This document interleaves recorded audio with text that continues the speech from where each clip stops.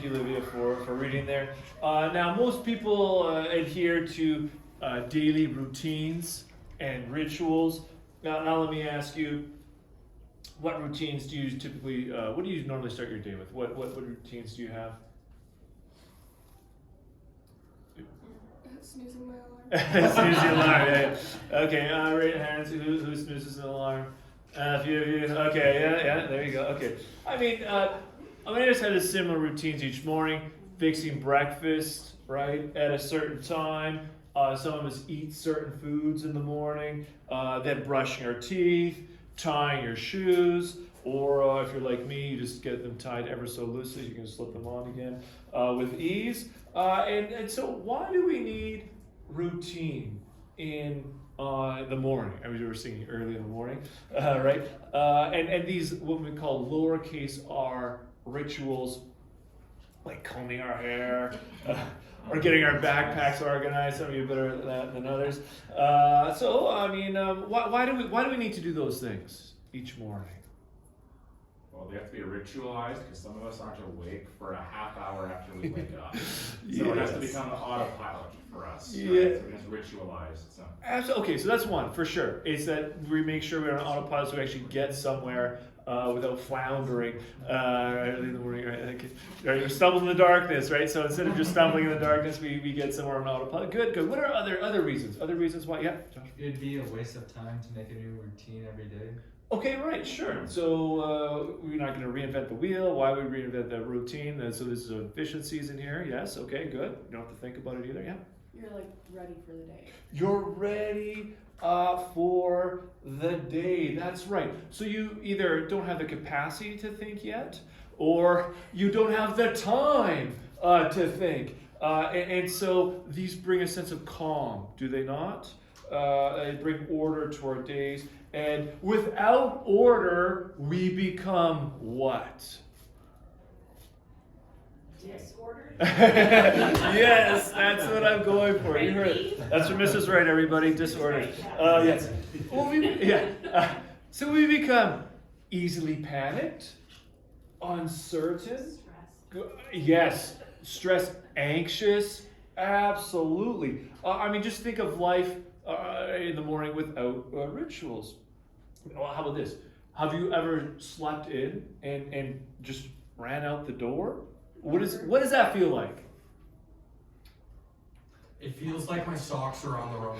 Yes. Like it's fine, but it's not right. So okay, that's pretty common, Mr. Geyer, because usually I think for most people, your blood pressure starts to skyrocket, adrenaline courses through your endocrine system, your mind starts searching for someone to blame for allowing you to be in such a bad spot. Right? Okay, you know what it is. Dominic, why? Come on, Dominic. Yeah, and you might even ask yourself absurd questions like, "Why didn't I see this coming?" Or "Who could have possibly predicted the morning would arrive?" Right. So rituals and routines, if done right, they give us direction and a helpful path from as we transition from sleep state to productiveness without blowing a gasket, without reckless accusations and calamity. And okay, maybe that much is self-evident, but I might suggest something further. Ritual not only stays off, as Mrs. Wright was saying, disorder, but points us, I might suggest, to the divine. So let me ask you another question. Why did we start this glorious morning with prayer? So why would we start the day with worship? Why gather in this chapel, this little ark of sorts? Okay, so what are some reasons? Tell me. I don't know if you thought of this yet. We've been doing this for a while now, but It's nice to start off the day. okay, good. And why, Gemma? So why is it a nice way to start your day? So you're kind of like saying good morning to Jesus. Okay, there you go. Say good morning to Jesus. That is a good way, Gemma, to start your day. I think for all of us, absolutely. Good. What else? What else? You're ready for the day. You're okay. You're more prepared because you're in tune, perhaps. We were singing in tune. I hope, kind of, right? Yeah. Okay, pretty close, pretty close. Yeah. So now we're in tune with each other and also with God, right? So I think it brings us a little closer to the divine, does it not? In harmony.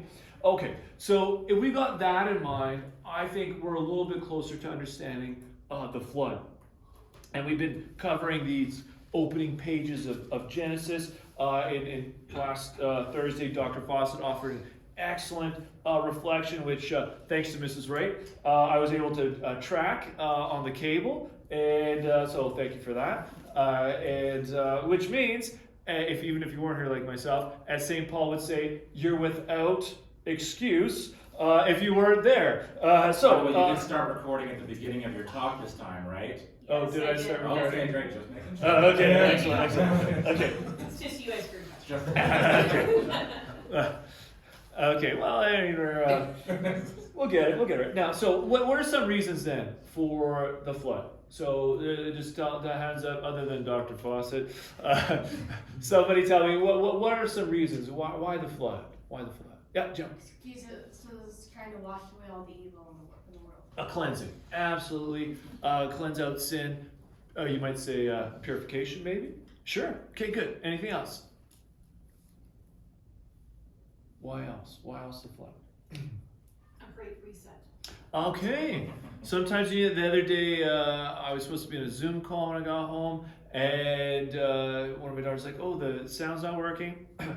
Could try everything, sound just wouldn't work. Classic solution. What do? Turn it off and on again. Restart the computer, reboot it, and guess what? The sound started working again. Couldn't believe it. Yeah. Okay. There you go. So sometimes you need a reset. Okay. Now, let me add this. If we actually back up a little bit in Genesis 6, you may recall the Nephilim. You remember the sons of God who intermarry with the daughters of men who, as men start multiplying over the face of who? Adamah, remember that? The face of the ground, that's right. And who could forget the Nephilim? The Nephilim, by the way, they come from a Hebrew word, nephal, which means to fall. So it's related to this idea of to fall. So, in case you missed it, yes, the sons of God, what do? They saw, right, that the daughters of men were fair or good. That's the Hebrew word, could be interchangeable, tov. And then they took wives for themselves. And then God notes later on that his spirit won't abide in flesh of man forever, delimiting ours to 120 years. And then shortly after this, the deluge starts to gather steam. Now, this is testing your memory banks a little bit. I know it's early, but do you remember another passage involving someone or seeing something that was good and taking it? Think for a second.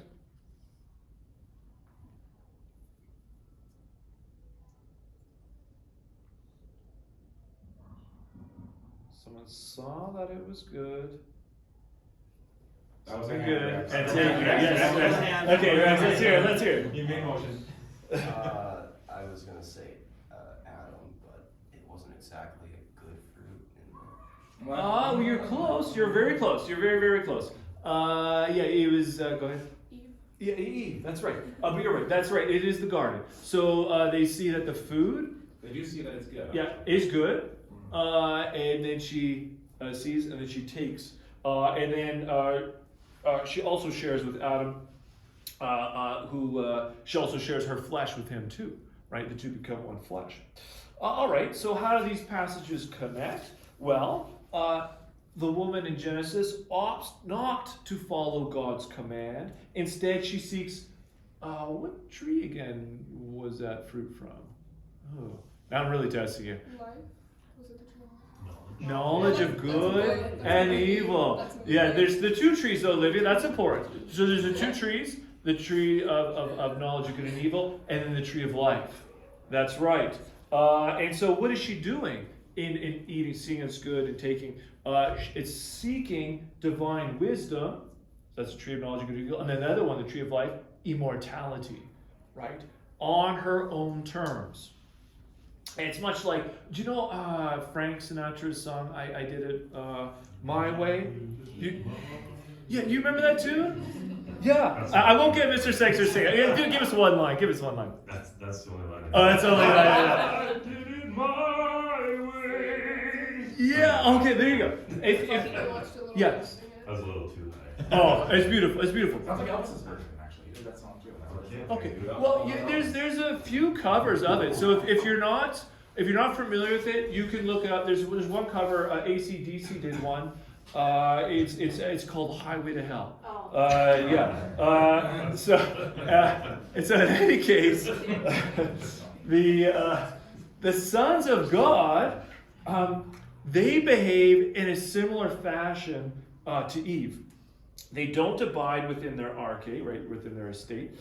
They see the daughters of men are good, and then they yoke themselves to them. And how crafty of a move is that?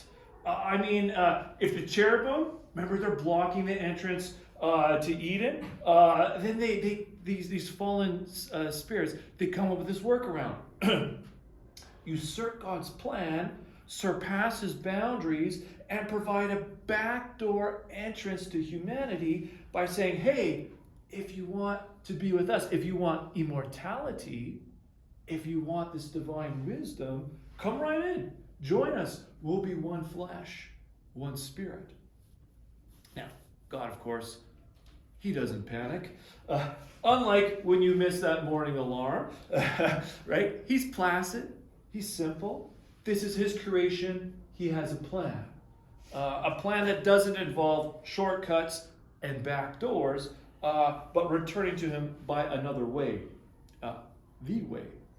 And in the passage that Olivia read this morning, this leads up to the cleansing waters of the deluge that will purify the sons and daughters of Adam and Eve via Seth's line. And then his ruach, his spirit, his breath will pass over these waters that dry land can emerge once again. Now we're getting ahead of ourselves a little bit because that's chapter 7. We'll get there, but it's helpful to keep the divine perspective in mind. And speaking of getting ahead of ourselves, Genesis 19, if you're familiar with that story there of Sodom and Gomorrah, it offers a mirror of sorts to the fall in the garden and the followings of the Nephilim before the flood transpires. Now, have you ever puzzled over Genesis 19, the episode of Sodom and Gomorrah? It thoroughly perplexes readers. You have these angels from God who, and then they show up, and then the men in the town seek to take these heavenly beings. So they seek to take them. They think they're good, and that they may know them, have sexual relations with them. It's the reverse, actually, of what happens with the Nephilim. That's here what happens in Sodom and Gomorrah. Humans force themselves on gods. It's just the reverse of the flood, except instead of water, it's fire that rains down. But the impulse remains the same. Seek immortality, right? Find a path to God like life, wisdom, bliss, deathlessness on your own terms. Now, if that seems confusing to you, it should. Fair enough. Because these days, what are we more into? Cyborgs, transhumanism, right? Cryogenics, as a path to use our powers to obtain what? Wisdom and immortality. Right. Now, developments in our time today might have shocked people who lived in the 1950s, but they wouldn't be confusing to the ancient Israelites, nor their neighbors. Why is that? Well, think of what's one of humanity's oldest stories. So I know in grade 9 you guys came across this. What's one of the oldest civilizations, the oldest stories that we know about? Yeah, Margaret. The Iliad? Oh, okay, well that's Greek. That's a little bit later in time. There's a little bit before. We didn't read it, but you've probably heard about it. The Epic of Gilgamesh. Gilgamesh, very good. And who's Gilgamesh? He's a demigod. And for the record, he's 2/3 divine, 1/3 human. Okay, now I'm testing you on this is social studies stuff. Who founds the Roman Empire? Or I guess more technically, who founds the city of Rome? Yes? Romulus and Remus. Yes. Romulus and Remus. Wow. Also, who's their mother? Trick question. Yeah, a goddess, right? That she-wolf. And so also demigods. Okay, very good. Okay, now, who is the demigod? You know best. You even sing songs about him. Too bad Andre's not here today. He could recite the poem for us. Who's the demigod you know and love best? Maui from Moana. No. That is... That's not the answer we're going for, Olivia. Okay. How's that song go? Okay. All right. You got me there. Okay. The other demigod that you love and know. Achilles. Thank you, Rex. Very good. Achilles. Yes. Who is 2/3 divine, right? 1/3 human. And if you recall Homer in the Iliad, as much as we love Homer, he doesn't leave us with enough. How does the last line of the Iliad end, by the way? Who remembers that? Anyone remember? You probably don't remember. Oh, Margaret remembers. Yeah, what's the very last line of the Iliad? Hector, breaker of horses. That's right. Hector, breaker of horses, tamer of horses. So in other words, what Homer is saying is that don't become like a demigod, nor become like an animal. There's another path, and that's being a human. That's Hector. Now, Homer gives us a little bit to work with, but it's not enough. He orients us what not to do, but it's only in light of the Bible that we can actually see, well, now what should we do if we're not going to try and become like a Nephilim, or if we're not going to become like an animal. Right.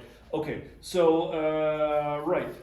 What is this message here in these opening pages of Genesis? It's don't order your life, your morning, your routines with the rituals and mindsets of the Sumerians, the Romans, the Greeks, or these days Nietzsche, who says you need to become like gods, self-create. That's right. Okay, so you want to, what do you want to imitate then? Right, so don't follow those covenants where you dip your flesh and blood and spirit into becoming like that.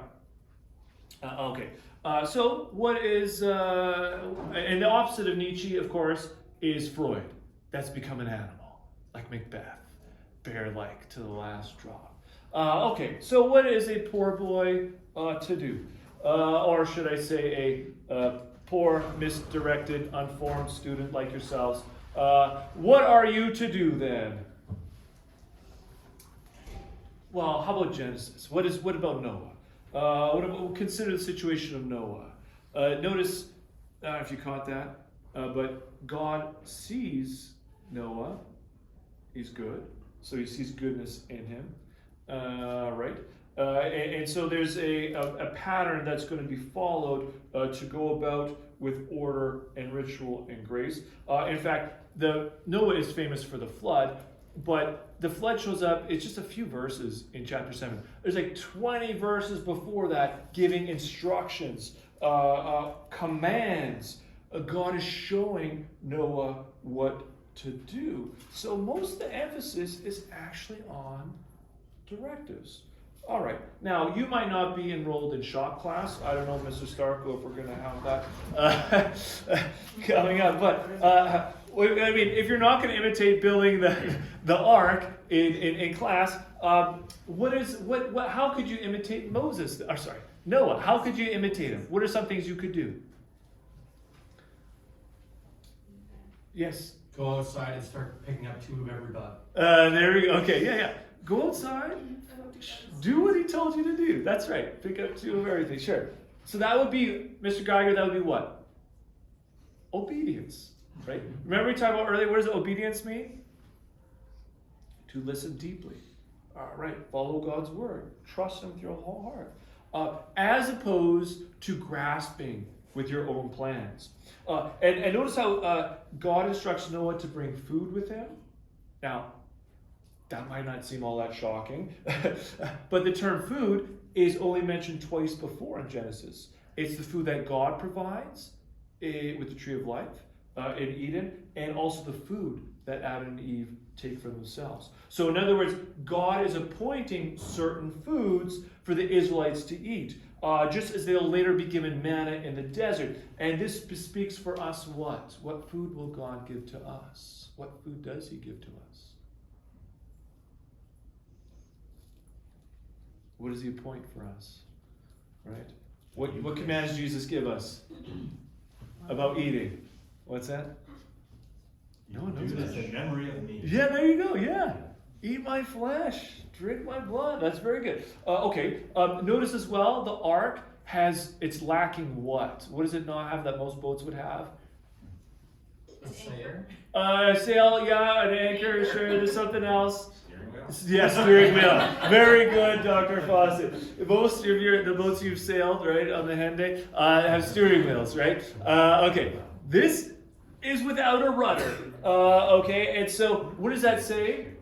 And so, like, if Mr. Geiger's going outside to collect the bugs, he's cooperating with grace. That's right. And Noah is not in control of the ark. He can't steer it, whatever. Okay. So, what should we do if we're not in control? Right? What should we do? Well, like Noah, just be yourself. Just be yourself. A true son, a true daughter of the Most High.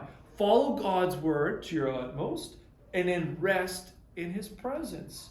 And so Noah provides a very fitting example. His name is, did Dr. Fawcett mention this last time? Noah, his name means rest. It's related to the word rest. And so that's one of our attempts here this morning. Ordering our lives despite the chaos of the world. Filling your life with routine and ritual, capital R ritual as well. And then we could Noah-ing, or Noah, I guess, rest in God's presence. Now, before you rest, I don't know if your eyelids are still open. Just check your neighbor quick. Margaret looks like she's falling asleep here. A few quick, fantastic details that are worth mentioning as we close here. The dimensions. You mentioned last time we talked a lot about the dimensions. You might recall there's a 5-to-3 ratio with the breadth and height. And those are actually identical, the 5-to-3 ratio, with the temple in Jerusalem, as well as another ark. There's one more ark in the Bible. Do you remember which one it is? Actually, there's more than one, but... Yeah, very good. Now, technically, it's from a different Hebrew term. But it's in English. It's supposed to remind us, and it's supposed to remind us of the Ark of Noah's Ark. And incidentally, in medieval cathedrals, a lot of them followed the 5-3 ratio as well. So it means that Noah's Ark is not just an aquatic zoo with two of everything, but it's also a cosmic temple. So if you were in the ark this morning, you look around yourself right now in this ark, you see all these, what do you see if you look around? Pretty bizarre animals, right? Right. But rest assured, you're also in a cosmic temple. That's right. Now, okay, one other fascinating detail that connects to this is the term ark itself. And I think Dr. Fawcett talked about this. It can be translated as what? What did you guys learn last? What's that? Coffin, absolutely. Yes, that is one way it can be translated. The term is teba, and teba is a loan word from Egyptian. It comes straight from Egyptian. And it can mean coffin. It can also mean shrine or box. And in temples, Egyptians would have these tebas, these little boxes, these shrines. And guess what they would do? They'd place little versions of their You know how you like Shopkins? They would put little versions of their gods in these tebas, in these arks. So they were kind of like mini tabernacles. You know how some tabernacles in our churches are built in the shape of a church? It's kind of like that. And then they would even, on great solemnities, they would take them out and they would actually float them on the Nile. Pretty cool, right? So these tebas would be these vehicles then for like the sun god Re, right, or Cyrus and other gods. Like, watch them go down the Nile. There goes our heroes, right? Watch them as they go. There goes our idols. There goes our idols. Watch them as they go. So what does that mean? Well, the ark is God's teba. It's God's shrine. So let me ask you this. What icons are in God's ark? It's not Osiris. It's not Ray. What icons are in the ark? These are God's icons. Maybe I'll help you out here. What images are in the ark? I know Dr. Foster wants to say it, but what do you guys think? What images Some are? people know that are scared to say No, it. you just. Like, after somebody like Rex timidly. Okay. I'm like, Okay, let me rephrase it slightly. Like Joshua's gonna say, Joshua, what? Animal?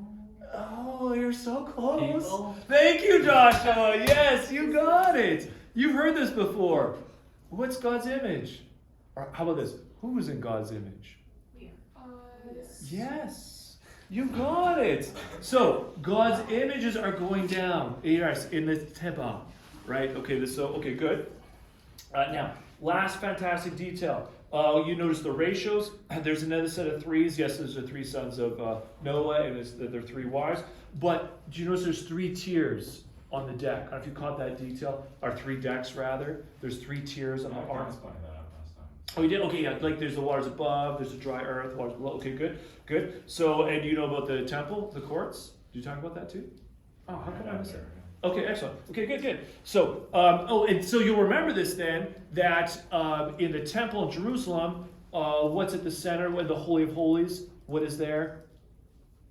The Holy of Holies, there's the Ark of the Covenant. And the Ark of the Covenant is shaped in like a rectangular fashion. What sits on top of the Ark of the Covenant? Yes, Margaret? Angels. The cherubim, yeah, and this is known as the mercy seat, right? Mercy, and this is where you get the word atonement from. What's if you talked about this last time? You remember kofar? Kofar can be translated as ransom, satisfaction, mercy, but also what? Pitch. So so pitch is what he makes the ark out of. Where God says, pitch it with pitch, inside and out. It's a very interesting term. Pitch it with pitch. Kofar it with kofar. So it's what it's saying is the materials, the glue that Noah uses to keep the ark together is ransom, satisfaction, atonement. Think of Yom Kippur, the Day of Atonement. So in other words, to cover it inside and out with ransom satisfaction, it means that atonement and mercy are the substances keeping it together. What other something made out of wood is kept together through atonement and mercy? Behind you. It's right behind me. Oh, very good. Yes, here it is. Right. The cross, that majestic manifestation of the love of another three, the tripersonal God. Okay, so then, sum this all up. The ark is a refuge, a mini cosmos, a temple. Here it's where we're in the ark. We order our lives, not simply to avoid anxiety, but to find the fullness of peace in God's plans for us. We aren't striving to just take what is good, namely divine, and bend it to ourselves and mix it with our mind, our flesh, and blood in our image. Rather, that would be like Cain. Remember that's the whole Cain thing. Rather, we rest knowing, and that's pun fully intended, knowing the image of God is already planted in us. God already sees what is good. We don't need to chase it. And then he feeds us with finest wheat. And when we act in faith, in obedience to his word, his commands, he responds by guiding our lives, not with us controlling the rudder, but with him covering our lives with atonement and mercy.